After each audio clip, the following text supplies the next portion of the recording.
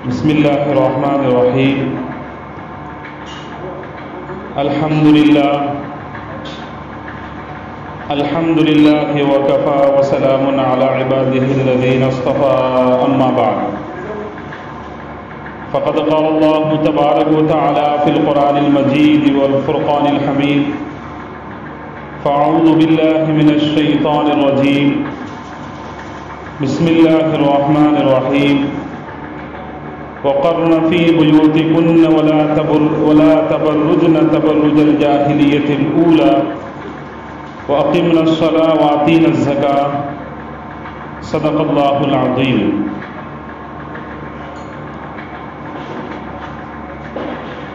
پردے میں بیٹھی ہوئی خواتین اور میری ماں بہنیں، سب سے پہلے تو ہم اللہ تبارک و تعالیٰ کا شکر ادا کرتے ہیں کہ اللہ تبارک و تعالیٰ نے اس پرفتن دور میں دین سے بیزاری اور گمراہی عام ہونے کے زمانے میں ایمان جیسی عظیم الشان دولت عطا فرمائی، ساتھ ہی میں کچھ دیر کے لیے اللہ اور اس کے رسول صلی اللہ علیہ وسلم کی باتیں سننے کے لیے ہمیں یہاں پر جمع فرمایا ہے۔ محترم خواتین حضرات، جن حالات سے اور جس زمانے میں اور جس دور سے ہم گزر رہے ہیں، اس دور میں ایمان کو بچانا بہت بہت مشکل ہو گیا ہے، اور ایمان سے ہاتھ دھو بیٹھنا، مرتد ہو جانا، ایمان سے پھر جانا، باطل نے اتنی محنتیں کی ہیں کہ یہ بہت بہت آسان ہو گیا ہے۔ اسی وجہ سے جو اعمال ہماری زندگیوں میں ہونا چاہیے،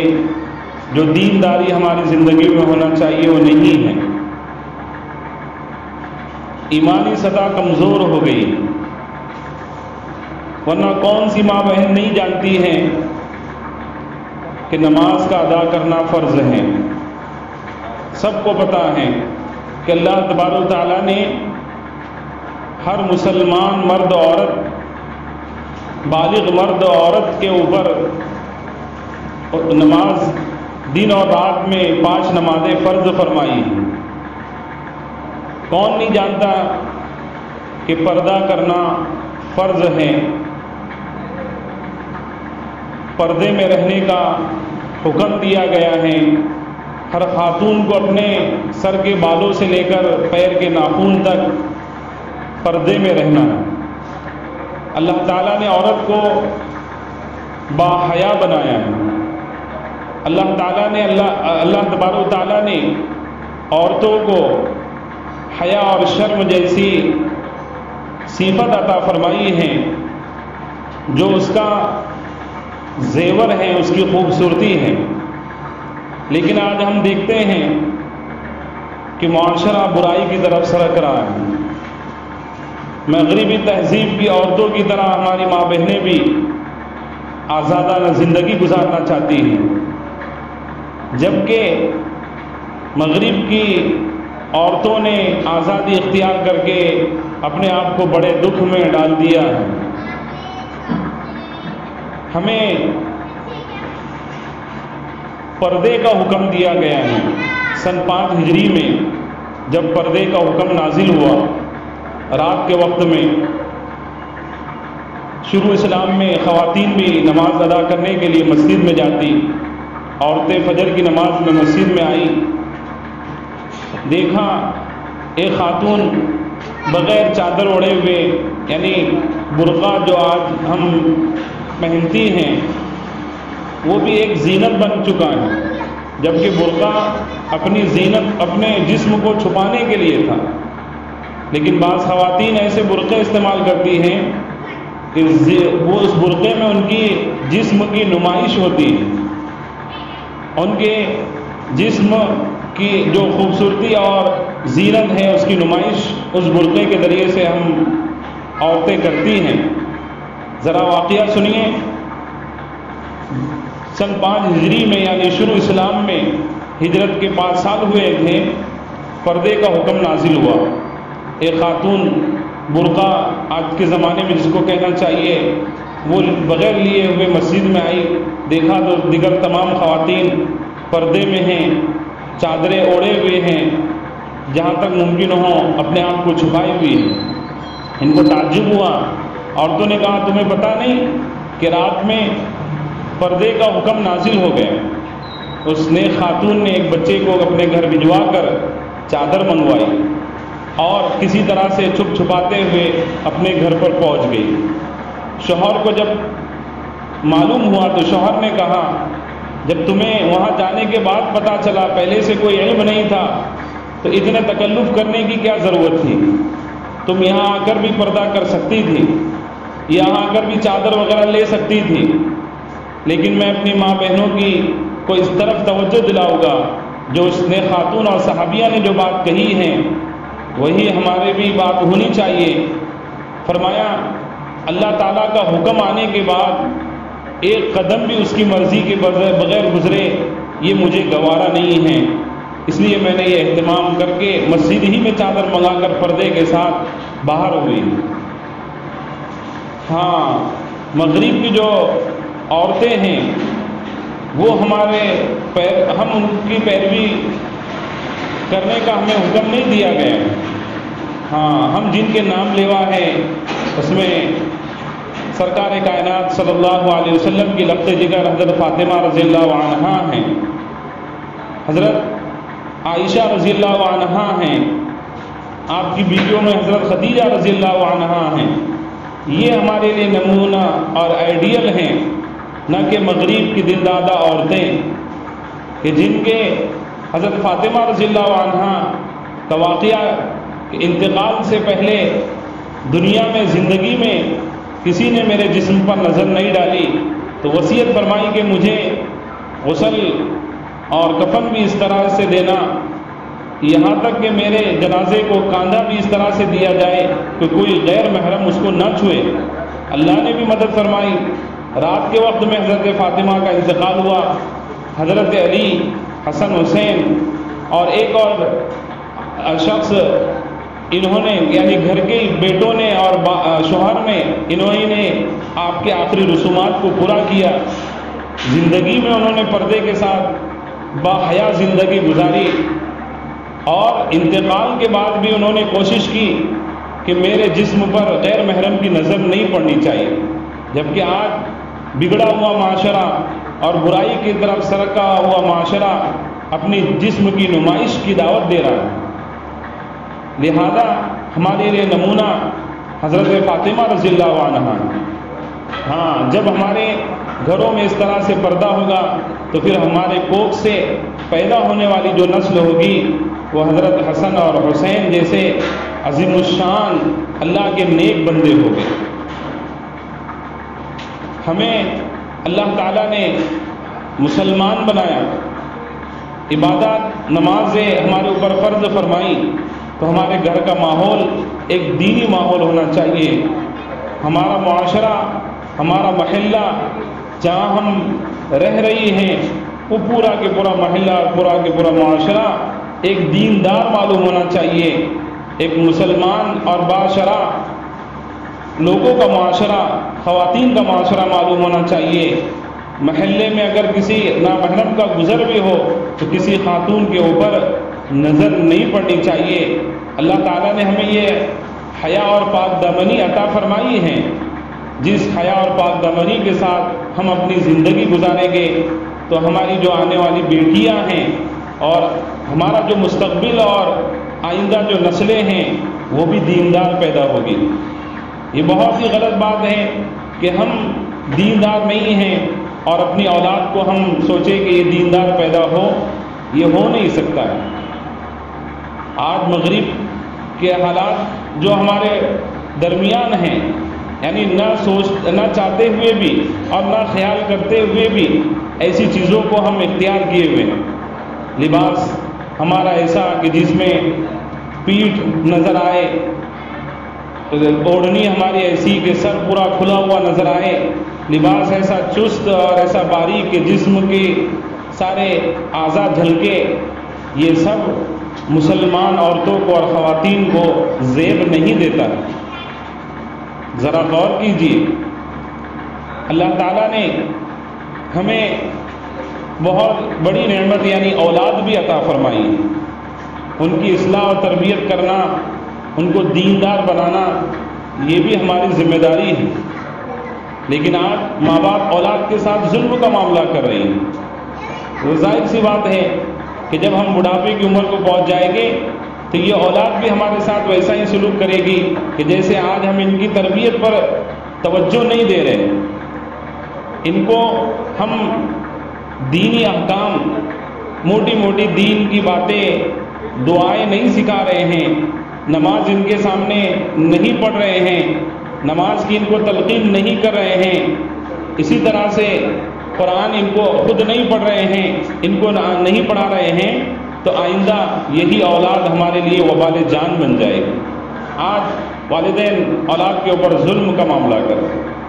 موبائل کا دور عام ہو گیا ہے، والدین باپ اپنی ڈیوٹی پر کاروبار میں لگا ہوا ہے، ماں گھر کے کام سے جیسے ویسے فارغ ہو گئی، موبائل لے کر بیٹھ گئے۔ اب چھوٹے ننھے منھے معصوم بچے، یاد رکھیے بچہ جب بولنے لگتا ہے، چلنے پھرنے لگتا ہے، اس وقت سے لے کر 8 سال کی عمر تک وہ ماں باپ کا بہت زیادہ محتاج ہوتا ہے۔ خواتین اور ماں بہنیں اس کا بالکل آسانی سے اس کو سمجھ سکتی ہیں کہ اس عمر سے لے کر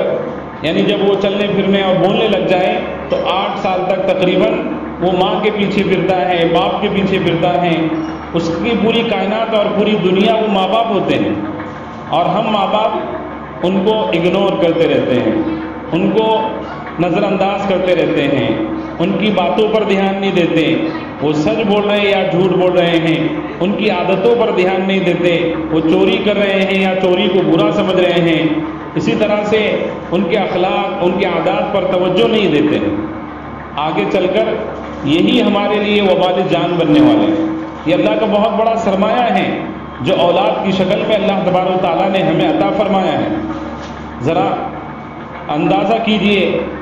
اور اس کا اندازہ، اس کی قدر اسی کو ہو سکتی ہے جو اولاد جیسی نعمت سے محروم ہے۔ اللہ نے اولاد دیا ہے، لیکن اس کے ساتھ ساتھ ہمارے اوپر ذمہ داری بھی عائد کی ہے کہ ہم ان کی دینی اصلاح اور تربیت کی فکر کریں۔ اگر اولاد کی ہم دینی اصلاح اور تربیت کریں گے، ان کو وقت دیں گے، تو یہ اولاد بڑھاپے میں ہمارا سہارا بنے گی، بڑھاپے میں یہ ہمیں وقت دے گی۔ آج ذرا آپ اندازہ لگائیے، باہر کے ممالک میں ایسے حالات ہو گئے ہیں، حضرت پیر ذوالفقار نقشبندی دامت برکاتہم، ان کے ایک دوست امریکہ میں سفر کر رہے تھے، امریکہ میں وہ رہتے، وہاں ان کا قیام تھا۔ ایک مرتبہ ایک بوڑھی عورت سے ان کی ملاقات ہوئی جس کی عمر تقریباً 90 سال ہو گئی۔ چونکہ یہ ان کے دوست دیندار تھے، ٹوپی کرتا پاجامہ داڑھی تھی، اس بوڑھی عورت نے دیکھ کر پہچان لیا کہ مسلمان ہیں، قریب آ کر پوچھا آپ مسلمان معلوم ہوتے ہو؟ انہوں نے کہا ہاں میں مسلمان ہوں۔ کہا میں نے سنا ہے کہ مسلمان وعدے کے پکے ہوتے ہیں، جو وعدہ کرتے ہیں وہ پورا کرتے ہیں۔ انہوں نے کہا ہاں یہ تو بات صحیح ہے، مسلمان وعدے کا پکا ہوتا ہے۔ کہا تم بھی مجھ سے ایک وعدہ کرو اور کہو کہ اس کو پورا کرو گے۔ اس بھائی نے کہا کہ ہاں میں وعدہ کرتا ہوں اور آپ کو یقین دلاتا ہوں کہ میں اس کو پورا کروں گا۔ اس 90 سال کی بوڑھی خاتون نے کہا کہ میں 24 گھنٹے میں ایک مرتبہ آپ مجھے فون کر دیا کیجیے، کیونکہ مجھے کوئی اس بڑھاپے کی عمر میں میرے پاس بیٹھنے والا اور مجھ سے بات چیت کرنے والا، مجھے کچھ تسلی کی باتیں کرنے والا، میرا دل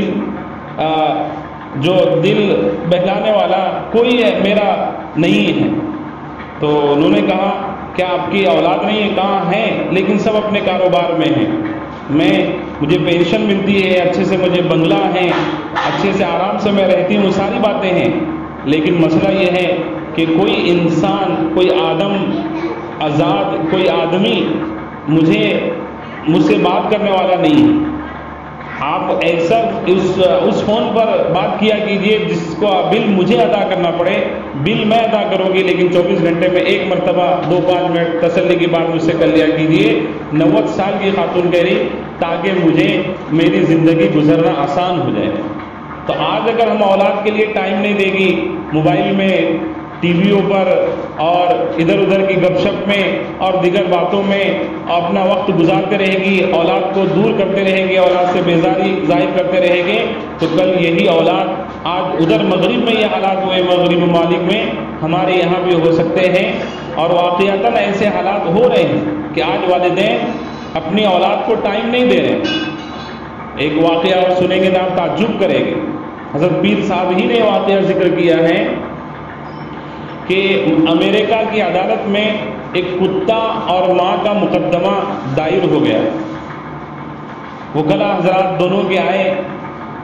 وکیل جو ماں کا وکیل تھا اس نے کہا یہ مقدمہ دائر کیا کہ بھئی ان کی یہ شکایت ہے کہ ان کا بیٹا ہے جس نے کتا پالا ہوا ہے، اس کو وہ 3 سے 4 گھنٹے اس کو ٹائم دیتا ہے، گھمانے کے لیے لے جاتا ہے، اس کے کھلانے پلانے کا سب انتظام کرتا ہے، لیکن میں ماں ہوں، میرے کمرے میں یہ ایک مرتبہ بھی جھانک کر نہیں دیکھتا ہے، مجھ سے یہ شکایت ہے، آپ اسے پابند بنائیں کہ یہ میرے کمرے میں کچھ دیر آ کر مجھے وقت دیا کرے۔ امریکہ کی عدالت نے اندھوں اور پاگلوں لوگوں نے یہ فیصلہ کیا کہ آپ کا بیٹا آپ کے لیے وقت دے، یہ ضروری نہیں ہے۔ عدالت کا فیصلہ یہ ہوا کہ وہ آپ کو وقت دے، اس کے اوپر ضروری نہیں ہے، البتہ کتا چونکہ اس نے پالا ہوا ہے تو اس کی خبر گیری کرنا اس کے اوپر ضروری ہے۔ یہ حالات پیدا ہو گئے چیزوں سے اور اپنی اولاد کو دور کرنے سے، بیزار کرنے سے۔ جیسا کرے کہ ہم آئندہ پھر اولاد ویسی ہمارے ساتھ کرے۔ جہاں مغربی ممالک کے یہ ناقابل بیان واقعات ہیں، وہیں پر کچھ باتیں قابل عبرت بھی ہیں، قابل تقلید بھی ہیں۔ وہ ایک واقعہ میں آپ کو سنانا چاہتا ہوں، اور مجھے عرض کرنا ہے کہ آج ضرورت ہے ہم اپنی بچیوں کی صحیح تربیت کریں۔ واقعات، حادثات آپ بھی سن رہے ہوں گے کہ ملک میں حالات بد سے بدتر ہوتے جا رہے ہیں، ناقابل بیان ہیں۔ مسلمان لڑکیاں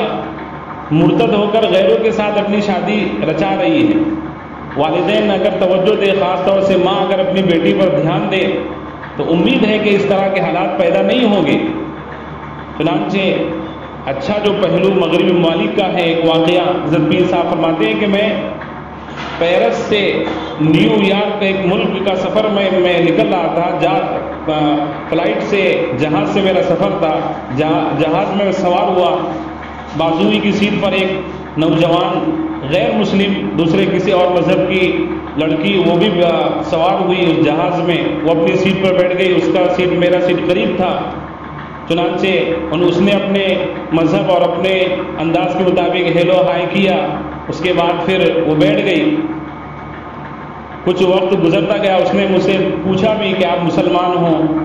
میں کتاب کا مطالعہ کر رہا تھا۔ حضرت فرماتے ہیں کتاب کا اس نے نام وغیرہ پوچھا، اس کے بعد وہ اپنے کام میں لگ گئی، میں اپنے کام میں لگ گیا، لیکن قریب ہونے کی وجہ سے اس کی حرکات کا مجھے پتہ چل رہا تھا۔ ہوائی جہاز کی جو ایئر ہوسٹس ہوتی ہیں، اس نے کھانا لا کر میرے پاس پیش کیا، میں نے انکار کر دیا۔ نہ جانے کھانا کس طرح سے، ہمارے بزرگ کھانے پینے میں بھی اتنا احتیاط کرتے تھے۔ اس بازو میں بیٹھی ہوئی لڑکی کے پاس جب کھانا دیا گیا تو اس نے کھانا لے لیا، کھانا اس کے لیے لگایا گیا، ٹیبل وغیرہ۔ اس کی ایک چھوٹی بچی تھی۔ میں اب بتانا چاہ رہا ہوں آپ کو کہ ہم اپنے بچوں کی تربیت پر کیسے دھیان دیں۔ یہ سب اسلام نے ہمیں سکھایا، لیکن غیر مذہب والے، دوسرے مذہب والے ان سب باتوں کو لے کر اپنے بچوں کی تربیت کر رہے ہیں۔ تو یہ لڑکی، عورت، اس نے کھانا شروع کیا تو قریب میں اس کی چھوٹی بچی تھی جو کھانے پینے کے قابل تھی، اس نے اشارہ کیا ہاتھ سے کہ مجھے بھی کھانا ہے۔ تو اس نے ایک چمچ میں چاول لے کر ایک لقمہ، آدھا چمچ اس کے منہ میں ڈالا، اور پھر اس کے بعد اس کی تربیت اس کے مذہب کے مطابق، اس کے اپنے طریقے کے مطابق کس طرح سے کرے، ذرا اندازہ لگائیے۔ اس نے کہا بیٹا بولو مام تھینک یو، چنانچہ بیٹی کہہ رہی مام تھینک یو، ماں تمہارا شکریہ، ماں تمہارا شکریہ، بیٹے کہو تھینک یو، تو بیٹی کہہ رہی ہے مام تھینک یو۔ ابھی چھوٹی بچی ہے، یعنی ایسا سمجھیے بس 3-4 سال کی بچی جو معمولی سا کھانا کھائے، تھوڑا بہت چلے، ایسی بچی، لیکن حضرت فرماتے ہیں 32 مرتبہ اس نے اس بچی کو کسی نے اگر احسان کیا تو اس کو شکریہ، تمہارا شکریہ، مام تھینک یو، تمہارا شکریہ، اماں تمہارا شکریہ، اس طرح سے سکھایا۔ حضرت فرماتے ہیں وہ اس کی تربیت کیا ہوئی تو اللہ جانے، لیکن وہیں پر میں نے تجربہ کیا کہ چاول کے کچھ دانے اس کی ماں کے کپڑوں پر گر گئے تھے، تو بیٹی نے اشارہ کیا کہ یہ چاول گر گئے، چنانچہ وہ چاول وغیرہ ماں نے اٹھایا، پھر اس کے بعد ماں نے پھر بیٹی کا شکریہ ادا کیا کہ تمہارا شکریہ، تم نے مجھے اس طرح توجہ دلائی۔ تو بہرحال بتانا یہ ہے کہ وہیں پر اس کے ذہن میں بیٹھ گیا کہ مجھے کوئی اچھا کام کرنا ہے، کسی نے اچھا کام، اچھا سلوک میرے ساتھ کیا تو اس کا شکریہ ادا کرنا ہے۔ تو ایسی اگر ہم اپنے بچوں کی تربیت کریں گے تو انشاءاللہ پھر ہمارا معاشرے کی اصلاح ہوگی۔ آج اللہ الامان والحفیظ معاشرہ ہمارا اتنا بگڑ گیا ہے، موبائل کا دور اتنا عام ہو گیا ہے، ارتداد کی ہوا چل رہی ہے، مرتد ہو جانا اپنے ایمان سے، جیسے میں نے بات شروع کی، ایمانی سطح کمزور ہو گئی، اور کبھی حالات ایسے ہو رہے کہ ایمان والے ایمان سے ہاتھ دھو بیٹھ رہے ہیں۔ اس کی وجہ ہے کہ ہمارے گھروں میں دینداری نہیں۔ ہم اپنے گھروں کو دیندار بنائیں، مسجد والا ماحول ہمارے گھروں کو دے، ہمارے گھروں میں نمازوں کی پابندی ہونا چاہیے۔ شوہروں سے تو ہم کھانے پینے کی چیزوں میں سامان، گھر کے سامان کے بارے میں تو ناراض ہو جاتی ہیں، لیکن اگر شوہر نماز کی پابندی نہ کرے تو اس پر ہم کوئی ناراضگی کا اظہار نہیں کرے گا۔ بچی ہماری نماز نہ پڑھے، اس کی ہم کو کوئی فکر نہیں۔ دنیا کا کوئی تھوڑا سا نقصان ہو جائے، بچی نے نقصان کر دیا، اس کے ہاتھ سے دودھ کا بگونا چھوٹ گیا، دودھ گر گیا، اس پر ہم ڈانٹے گی اور خوب اس کی تنبیہ کرے گی۔ لیکن دین کا نقصان ہو رہا ہے کہ بیٹی کس راستے پر جا رہی ہے، اس کے رہن سہن کیسا ہے، اس کا بول، اس کا اٹھنا بیٹھنا کیسا ہو رہا ہے، اس طرف ہماری توجہ نہیں ہے جس کی طرف توجہ دینے کی ہم کو ضرورت ہے۔ اگر فرمایا کہ بچوں کی جو تربیت ہوگی، بچے جو دیندار بنیں گے، مدرسے میں جانے سے پہلے، مکتب میں جانے سے پہلے ماں کی گود اور باپ کا سایہ، جن بچوں کو حاصل ہوگا ماں کی گود، یہ بہترین تربیت گاہ ہے۔ اس میں بچوں کو جس سانچے میں اور جس انداز میں ہم نے ڈھال دیے بچپن سے، اگر ہم حیا اور پاک دامنی ہم نے اختیار کیے ہوئے ہیں، ہماری نظروں میں حیا ہے، ہمارے لباس میں حیا ہے، ہمارے بول چال میں حیا اور شرم ہے، ہمارے ہر چیز میں ہم نے حیا اور شرم کو اختیار کیے ہوئے ہیں، تو وہی اثر ہمارے بچیوں پر پڑے گا۔ چھوٹی بچی ہوگی لیکن وہ باحیا ہوگی، چھوٹی بچی ہوگی لیکن وہ باپردہ ہوگی، چھوٹی بچی ہوگی لیکن وہ بڑوں کا ادب و احترام کرنے والی ہوگی، چھوٹی بچی ہوگی لیکن وہ اپنے سے چھوٹوں پر شفقت کرنے والی ہوگی۔ یہ تعلیم اور تربیت، دینی تربیت ہم جو دیں گے، مائیں جو دے سکتی ہے بچپن میں، وہ مدرسہ، مکتب وغیرہ نہیں دے سکتے ہیں۔ لیکن آج کا زمانہ، ذرا آپ اندازہ لگائیے، ایک واقعہ کہ ایک لڑکے نے امتحان میں، جب اس سے امتحان میں بہت سارے سوال تھے، تو اس میں سے ایک سوال یہ کیا گیا کہ بیٹا تم، یعنی ہر بچہ یہ لکھے کہ وہ کیا بننا چاہتا ہے۔ تو ایک بچے نے جواب لکھا کہ میں موبائل فون بننا چاہتا ہوں، سیل فون۔ اب جب اس کی ٹیچر نے، اس کی جو ٹیچر خاتون تھی، اس نے بچہ جب چیک کیا، چیک کرنے کے بعد وہ خاتون بھی ٹیچر تھی، اس کے شوہر بھی ٹیچر تھے، پرچہ چیک کیا، جب وہ بچے کا جواب آیا تو حیران پریشان ہوئی کہ بچے نے یہ جواب لکھا کہ میں سیل فون، موبائل فون بننا چاہتا ہوں۔ باپ کو اپنے شوہر سے اس نے کہا کہ دیکھیے بچے نے اس طرح سے لکھا ہے، تو شوہر میں اتنی اس کو توجہ نہیں دی، کہا ٹھیک ہے لکھا ہوگا، لیکن بیوی نے جب بات کی وضاحت کی تو شوہر کی آنکھیں کھل گئی۔ بیوی نے کہا یہ کوئی اور بچہ نہیں ہے، اپنا بیٹا ہے، اپنا بیٹا ہے جس نے یہ لکھا ہے کہ میں موبائل فون بننا چاہتا ہوں۔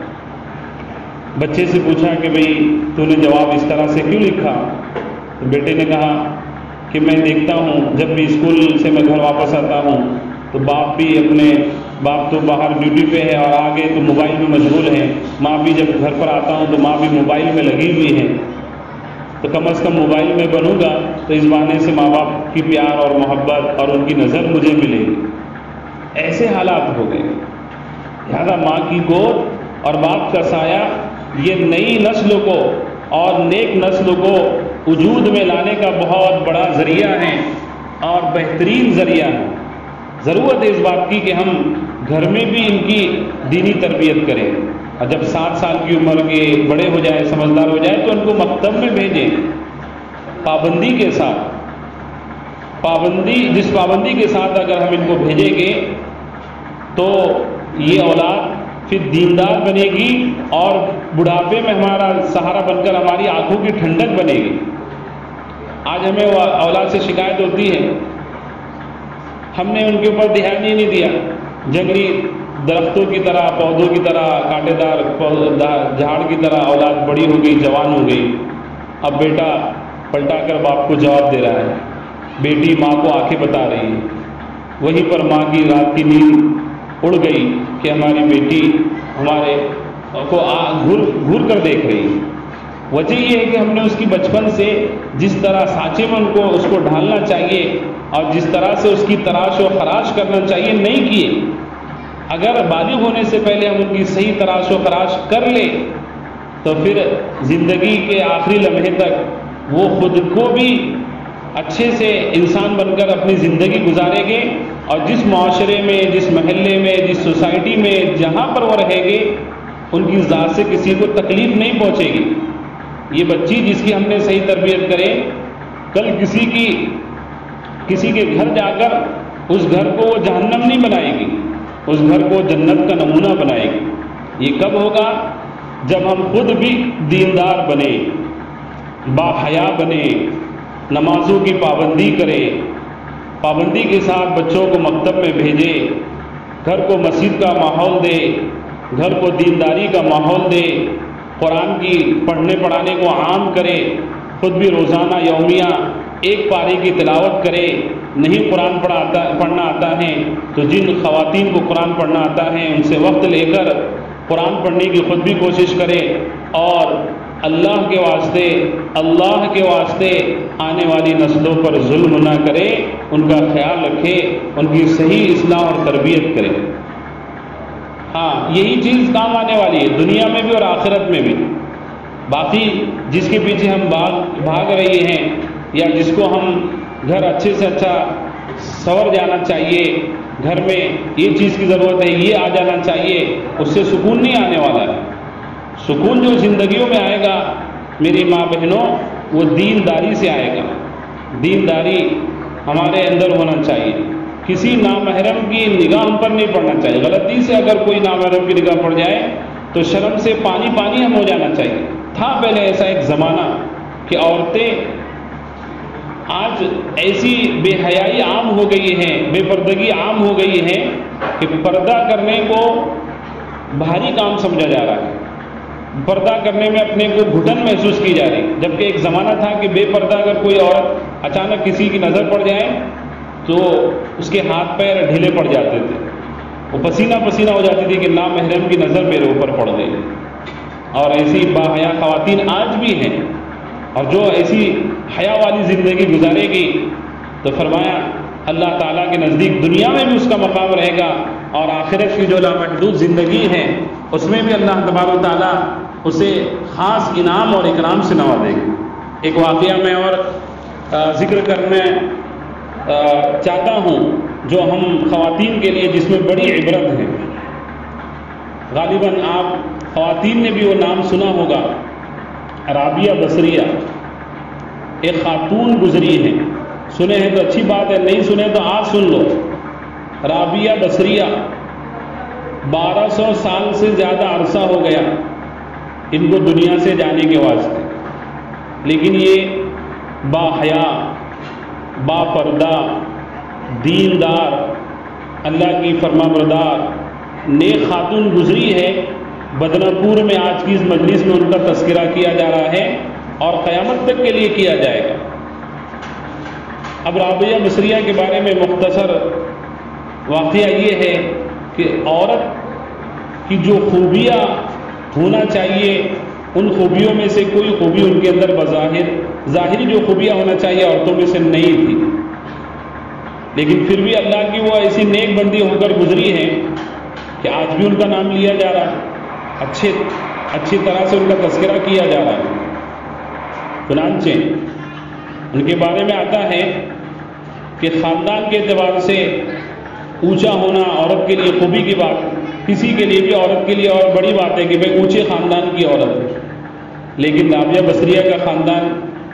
فرمایا آپ باندھی تھی۔ پہلے زمانے میں غلام باندیوں کا جو رواج تھا، یعنی جانوروں کی طرح انسانوں عورتوں کی خرید و فروخت ہوا کرتی تھی، تو آپ ایک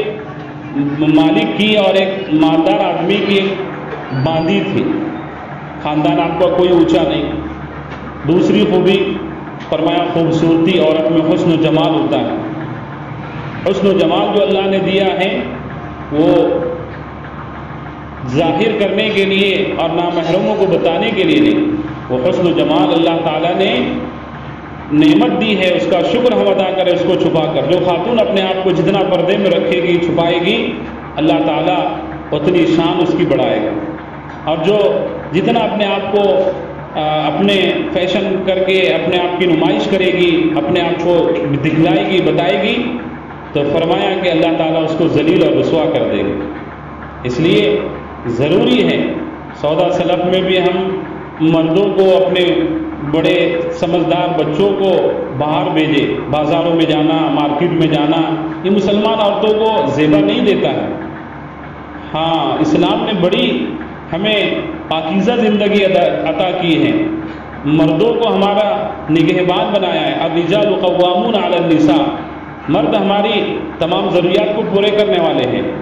اپنے عورت کو دیکھیے، اگر وہ بچی ہے تو اس صورت میں والد کے اوپر اس کے حقوق عائد کر دیے تاکہ اسے بے پردہ نہ ہونا پڑے۔ اس کی شادی ہو جائے بالغ ہونے کے بعد تو شوہر پر اس کے حقوق عائد کر دیے تاکہ وہ پردے میں رہے، با حیا رہے۔ اولاد ہونے کے بعد بالغ اولاد ہو جائے تو اولاد کے اوپر ماں کی شکل میں اس کے اوپر حقوق عائد کر دیے تاکہ اس بڑھاپے کے عالم میں بھی وہ بے پردگی نہ کرے۔ اللہ نے ہمیں تو اتنا بچایا، اللہ نے تو ہماری اتنی حفاظت کی، اللہ نے تو ہمارا اتنا خیال کیا، اللہ کتنا ناراض ہوتے ہوگے اگر ہم اللہ تعالیٰ کے اتنے ہمیں بچانے کے بعد بھی بے پردہ نکل جائیں اور ایسے لباس میں جس میں ہمارا جسم ظاہر ہو جائے، ایسے لباس میں ہم باہر نکل جائیں، نامحرم کی ہمارے اوپر نظر پڑ جائے، اللہ کتنا ناراض ہوتا ہوگا۔ اللہ فرماتے ہوں گے اس کو تو میں نے بہت پردے میں رکھا تھا، کسی طرح سے باہر نکلنے کا اس کو تو موقع ہی نہیں، لیکن پھر بھی اس نے اس پردے کو، حیا کے پردے کو چاک کر دیا اور اس سے نکل گئی، تو اللہ تعالیٰ بھی پھر غصے میں آ کر کہتے کہ میں اسے ذلیل کر کر چھوڑوں گا۔ اس لیے پردے کا ہم خیال رکھیں، اولاد کی تربیت پر ہم دھیان دیں۔ رابعہ بصریہ فرمایا کہ رنگ و روپ، دوسرا عورت کی جو دوسری خوبی ہے وہ خوبصورتی ہے، حسن اور جمال ہے۔ فرمایا رابعہ بصریہ کو یہ ظاہری خوبصورتی نہیں تھی، کالی کلوٹی تھی، موٹے موٹے ہونٹ تھے، ظاہر میں کوئی ایسی کشش ان کے اندر نہیں تھی۔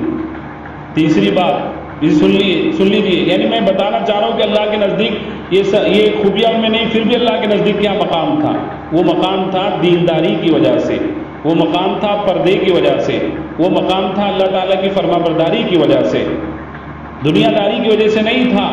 بے حیا ہو جانے کی وجہ سے نہیں تھا، اپنے حسن و جمال کی نمائش کرنے کی وجہ سے نہیں تھا، اولاد کی تربیت پر دھیان نہ دینے کی وجہ سے نہیں تھا۔ فرمایا تیسری بات رابعہ بصریہ کے متعلق جو عورتوں کی خوبی ہے وہ خوبی ان میں نہیں تھی، یعنی وہ بانجھ تھی، ان کو اولاد نہیں ہوئی اور اولاد ہو بھی نہیں سکتی تھی ان کو، لیکن اللہ تعالیٰ کی اتنی مطیع اور فرمانبردار تھی، آپ اندازہ لگائیے، وہ رات کا عشاء کی نماز سے فارغ ہونے کے بعد وضو وغیرہ کر لیتی، تیار ہو جاتی، اس کے بعد شوہر کے پاس آ کر اجازت لیتی کہ آپ کو میری ضرورت ہے، شوہر کہتے کوئی ضرورت آج ضرورت نہیں ہے، چنانچہ پھر وہ مصلی لے کر اللہ کی یاد میں کھڑی ہو جاتی، تو عشاء سے جب کھڑی ہوتی تو فجر کی نماز ہو جاتی، فجر کی اذان ہو جاتی، فجر کی اذان تک اللہ کی عبادت کرتے تھے، اس لیے آج تک ان کا نام زندہ ہے، اور اللہ کے نزدیک کیا مقام اس کا ہوگا ہم اس دنیا میں اندازہ نہیں لگا سکتے۔ ان کے بارے میں آتا ہے کہ کم عمری ہی میں وہ بیوہ ہو گئی تھی، اولاد بھی نہیں تھی، بیوہ ہو گئی تھی، شوہر کا انتقال ہو گیا، اولاد نہیں، اور کم عمری میں، لیکن نیک خاتون تھی۔ اس زمانے کے بہت بڑے بزرگ تھے، ان کے زمانے کے حسن بصری رضی اللہ عنہ، وہ اپنے زمانے کے بہت بڑے عالم تھے، لیکن اس خاتون کی نیکی کی وجہ سے، اب دیکھیے ظاہر تو کوئی چیز نہیں، حسن و جمال نہیں، بیوہ ہے، بانجھ ہے اور بچے نہیں ہو سکتے ہیں، لیکن صرف اس نیک خاتون سے ان کا رشتہ جڑ جائے، اس کے لیے انہوں نے پیغام بھیجا کہ میں آپ سے نکاح کرنا چاہتا ہوں اگر آپ کی اجازت ہو۔ انہوں نے ان سے کہا میں چند چیزوں کا سوال کروں، خواتین حضرات توجہ دیں، ماں بہنیں اس بارے میں توجہ دیں، میں اب جو بات عرض کر رہا ہوں، کہا میں چند چیزوں کا سوال کر رہی ہوں، آپ اگر ان کا جواب دے دیں تو میں آپ سے نکاح کر لوں گی، نکاح کے لیے تیار ہو جاؤ۔ ہاں پوچھئے۔ کہا پہلا سوال یہ ہے میرا کہ میں جنتی ہوں یا جہنمی؟ اب دیکھیے دنیا میں تو کوئی نہیں بتا سکتا ہے کسی کے بارے میں کہ جنتی ہے کہ جہنمی ہے، اچھا گمان رکھ سکتے ہیں ہم کہ نیک اعمال ہے، دیندار خاتون ہیں، نماز صوم و صلاۃ کی پابند ہیں اس لیے جنتی ہے، اچھا گمان رکھ سکتے ہیں، لیکن فیصلہ تو نہیں کر سکتے کہ جنتی ہے یا جہنمی۔ حسن بصری نے کہا اس کا تو مجھے کوئی پتہ نہیں۔ کہا اچھا دوسرا سوال یہ ہے کہ کل قیامت کے دن نام اعمال اللہ تعالیٰ کے عرش سے اڑائے جائیں گے، اور نیک لوگوں کے دائیں ہاتھ میں سیدھے ہاتھ میں وہ اعمال دیے جائیں گے، اور بدکار لوگوں کے بائیں ہاتھ میں وہ نام اعمال دیے جائیں گے، تو بتاؤ میرا نام اعمال مجھے سیدھے ہاتھ میں ملے گا یا بائیں ہاتھ میں؟ کہا اس کا بھی مجھے کوئی پتہ نہیں۔ کہا تیسرا سوال میرا یہ ہے کہ کل قیامت کے دن اعمال کا وزن ہوگا۔ ہاں یہ بھی خواتین حضرات دھیان دیں کہ ہم جو کچھ کر رہی ہیں، چھپ کر ظاہر کر کے نیکی کر رہی ہے، فَمَن يَعْمَلْ مِثْقَالَ ذَرَّةٍ خَيْرًا يَرَهُ، ذرہ برابر بھی نیکی ہے، کل قیامت کے دن اس کا وزن ہوگا۔ وَمَن يَعْمَلْ مِثْقَالَ ذَرَّةٍ شَرًّا يَرَهُ، ذرہ برابر بھی اگر برائی ہے تو کل قیامت کے دن اس کا نام اعمال اس کا وزن کیا جائے گا۔ تو فرمایا کہ جب نیکیاں اور بدیاں تولی جائے گی، اس کا وزن کیا جائے گا، تو میری نیکیاں زیادہ ہوگی یا برائیاں زیادہ ہوگی، یہ مجھے بتا دیجیے۔ حسن بصری نے کہا تم تو ایسے سوال کر رہے ہو جس کا مجھے کوئی علم نہیں۔ کہا چوتھا سوال میرا یہ ہے کہ کل قیامت کے دن پل صراط پر سے ہر ایک کا گزر ہوگا، ہر خاتون کو وہاں سے جانا، ہر مرد عورت کو، ہر انسان کو اس پل صراط پر سے گزرنا ہوگا، لیکن کچھ لوگ اللہ کے نافرمان ہوں گے تو وہ کٹ کر اسی جہنم میں گر جائیں گے، اور کچھ لوگ پار ہو جائیں گے، تو بتاؤ میرا نام گرنے والوں میں ہے یا پار ہونے والوں میں ہے؟ کہا تم تو ایسے سوال کر رہی ہو جس کا حسن بصری کو کوئی پتہ نہیں۔ کہا جب اس کا پتہ نہیں ہے تو جاؤ تم اپنا کام کرو اور مجھے ان کاموں کی تیاری میں لگے رہنے دو۔ اللہ اکبر۔ یہ تھی خاتون رابعہ بصریہ۔ انتقال کا وقت قریب آیا تو خادمہ سے کہا رات کا وقت تھا، کہا مجھے لگ رہا ہے کہ اب میں اپنے محبوب کے پاس جا رہی ہوں۔ موت ان کو عزیز تھی، آج ہمیں موت سے ڈر لگتا ہے، موت والے گھر میں جانے سے بھی ڈر لگتا ہے، حالانکہ موت جس کی لکھی ہے اس کو تو آنی ہے۔ پیچھے وبا بیماری میں ہم نے اس کا خوب اندازہ کیا کہ جو بیمار ہو گیا رشتے دار اس کے قریب نہیں جا رہے تھے، حالانکہ موت جو وقت لکھا ہے اس پر آنی ہے، لیکن یہ اللہ کے بندوں کو تو محبوب ہوتی ہے، اس لیے کہ موت ان کو اپنے محبوب سے ملانے کا ذریعہ ہے۔ چنانچہ کہا کہ اب مجھے لگ رہا ہے کہ میرا انتقال ہوگا۔ خادمہ سے کہا آپ سب کو بلانے کی ضرورت نہیں ہے، اطلاع کرنے کی ضرورت نہیں، 2-3 عورتیں بس کر کے تجہیز و تدفین کر لو، 2-3 لوگ مل کر زیادہ اعلان کرنے کی ضرورت۔ بعد میں صبح میں جب معلوم ہوا تو سب کہنے لگے کہ ہمیں کیوں نہیں بتائے، رات ہی میں تدفین ہو گئی۔ خواب میں اس خادمہ نے دیکھا سبز ہرے بھرے لباس میں اچھے حالت میں رابعہ بصریہ اس خادمہ کو، ان کی خادمہ کو نظر آئے۔ خادمہ نے پوچھا، ہاں اس سے پہلے یہ بھی وصیت کی تھی حضرت رابعہ بصریہ نے کہ میرے تہجد کا جو کپڑا ہے جس پر میں کھڑے ہو کر اللہ کے سامنے رات رات کھڑی ہوتی تھی اور اس کے اوپر کھڑے ہو کر نماز پڑھا کرتی تھی، تہجد پڑھا کرتی تھی، اپنے رب کو یاد کرتی تھی، اسی کپڑے میں مجھے کفن دینا، اس اپنے دھڑکے میں اس کپڑے میں مجھے کفن دینا۔ تو وہ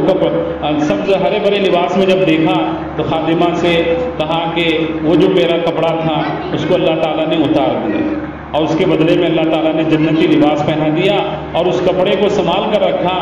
کل قیامت کے دن جب وزن اعمال ہوگے، اعمال تولے جائیں گے تو اس پلڑے میں یہ کپڑا بھی ڈالا جائے گا اور اس کا بھی وزن ہوگا۔ اللہ نے اس کی اتنی قدر فرمائی اور فرمایا کہ منکر نکیر مجھ سے سوال کرنے کے لیے قبر میں ہر ایک کے پاس آنے والے، مرد ہو، عورت ہو، مسلمان ہو، کافر ہو، یہودی ہو، نصارہ ہو، جیسی قبر کے حوالے کیا جائے گا 3 سوال ہوگے، من ربک کا، ما دینک کا، من نبیک کا، تمہارا رب کون ہے، تمہارا دین کیا ہے، تمہارے نبی کون ہیں۔ رابعہ بصریہ نے اپنی خادمہ سے کہا کہ منکر نکیر جب سوال کرنے کے لیے آئے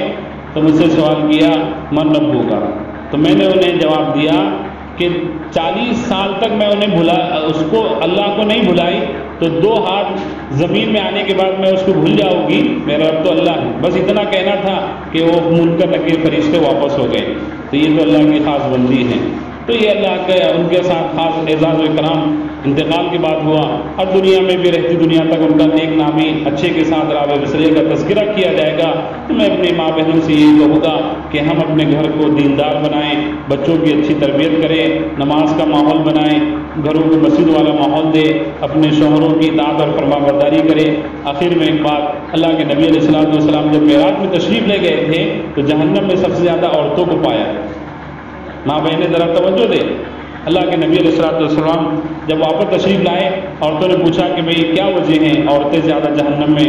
آپ نے دیکھی؟ تو فرمایا کہ 2 کام تم زیادہ کرتی ہو، ایک تو تم ناشکری زیادہ کرتے ہو اور دوسری بات یہ ہے کہ تم لعن طعن زیادہ کرتے ہو، یعنی اولاد کو کوسنا، شوہروں کو کوسنا اور گھر کے بڑی عمر والے جو ہمارے ساس سسرے ہیں وہ ہم ان کو والدین کا درجہ دیں۔ اب ہر عورت چاہتی ہے کہ میرے والدین سکھ میں رہیں، اچھے رہیں۔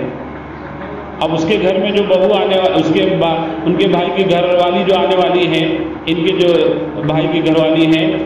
اب وہ چاہے گی کہ بھئی میری اولاد میرے ماں باپ کے ساتھ اچھا سلوک کرے۔ آپ اگر جس گھرانے میں ہیں اس گھرانے اپنے شوہر کے ماں باپ کے ساتھ ان کو ماں باپ کا درجہ دے دے۔ ہر عورت یہ کرے کہ میں جس گھرانے میں گئی ہوں اس گھرانے کے میرے شوہر کے جو ماں باپ ہیں وہ میرے ماں باپ ہیں، تو سب کے ماں باپ کا مسئلہ حل ہو جائے گا۔ آج ماں باپ کا مسئلہ سب کے اس میں پریشانیوں میں اور مشکلات میں ہیں۔ عورتیں بہویں یہ ساس سسرے کی خدمت کرنے کے لیے تیار نہیں، اسی طرح سے ساس بہو کی بنتی نہیں ہیں۔ تو یہ سب جھگڑا یہی سے ہے کہ ہم نے جس گھر میں گئے ہیں اور شوہر کے ماں باپ کو اپنا ماں باپ نہیں سمجھا۔ ہر خاتون اگر شوہر کے ماں باپ کو اپنے ماں باپ سمجھے گی تو تمام کے ماں باپ کی خدمت ہوگی، تمام کے ماں باپ سکھ اور چین سے زندگی گزاریں گے۔ اللہ تعالیٰ سے دعائیں کہ اللہ تعالیٰ ہم سب میں دینداری پیدا فرمائیں اور دین کا ماحول پیدا فرمائیں، ہمیں اپنے بچوں کی نیک تربیت اور اصلاح کرنے کی توفیق نصیب فرمائیں اور پابندی کے ساتھ انہیں مسجد مکتب میں بھیجنے کی اللہ توفیق عطا فرمائیں۔ آمین۔ وآخر دعوانا الحمدللہ رب العالمین۔